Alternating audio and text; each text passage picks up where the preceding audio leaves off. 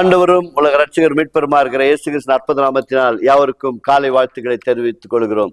இன்றைக்கும் வாழ்வதரும் முன்னோன் வழியாக உங்களை சந்திப்பதில் மிக்க மகிழ்ச்சி அடைகிறோம்.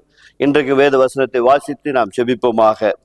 யோவான் எழுதின நற்செய்தி நூல் 8ஆம் அதிகாரம் 11 15 முடிய இறைப்பகுதிகளை நாம் வாசிக்க கேட்போம். அதற்கு அவள், இல்லை ஆண்டவரே என்றாள். இயேசு அவளை நோக்கி, நானும் உன்னை ஆக்கினைக்குள்ளாக தீர்க்கிறதில்லை, நீ போ, இனி பாவம் செய்யாதே என்றார்.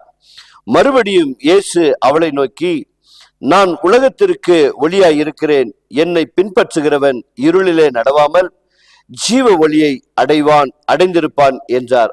அப்போது பரிசேயர் அவரை நோக்கி, உன்னை குறித்து நீயே சாட்சி கொடுக்கிறாய், உன்னுடைய சாட்சி உண்மையானதல்ல என்றார்கள். இயேசு அவர்களுக்கு பிரதித்திரமாக, என்னை குறித்து நானே சாட்சி கொடுத்தாலும் என் சாட்சி உண்மையா இருக்கிறது.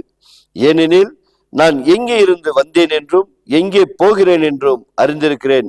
நீங்களோ நான் எங்கே இருந்து வருகிறேன் என்றும் எங்கே போகிறேன் என்றும் அறியீர்கள். நீங்கள் மாம்சத்துக்கு ஏற்றபடி நியாயம் தீர்க்கிறீர்கள், நானோ ஒருவனையும் நியாயம் தீர்க்கிறதில்லை. இந்த கால வேளையில செபிப்போமாக.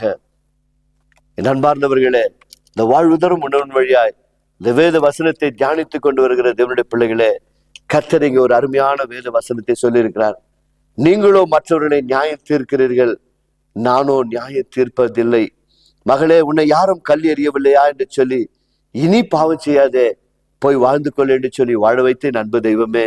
இன்றைக்கு அநேக பிள்ளைகள் இப்படி வாழ முடியாதபடிக்கு எத்தனையோ காரியங்களை கட்டப்பட்டு இருக்கிறார்கள் சுவாமி.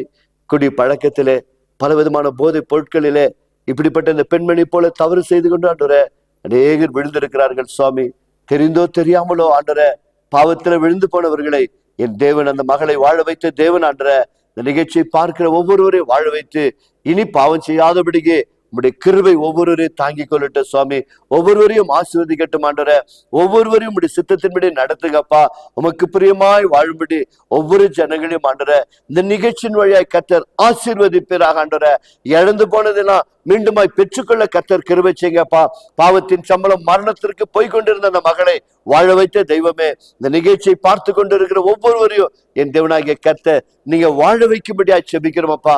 கர்த்தர் நீங்கள் அப்படியே செய்கிற கிருபைகளுக்காக நாங்கள் கோடி கோடி நன்றி செலுத்துகிறோம். வானம் பூமி ஒழிந்தாலும் என்னோட வார்த்தை ஒழிந்து போகாது என்று சொன்னீரே, அப்படியே நம்முடைய பிள்ளைகளை வாழ வைக்க முடியாது செபிக்கிறோம். பலவீனப்பட்டு வியாதிப்பட்டு சோர்ந்து போய் ஐயோ வாழ்க்கை வேண்டாம் என்று சொல்லி கொண்டிருந்தார். கர்த்தாவே, நீங்க வாழ வைக்க முடியாது இப்படி அன்பின் கரங்களில் ஒப்பிடும்போயா வாழ்வுதரும் வார்த்தையின் வழியாய் நம்முடைய பிள்ளைகளை ஆசீர்வதிக்கிறோம். அப்படியே நீங்கள் செய்கிறமைக்காய் நன்றி. இயேசுவின் நாமத்தினால் பிதாவே, ஆமேன். கர்த்தர் உங்களை ஆசீர்வதிப்பார்.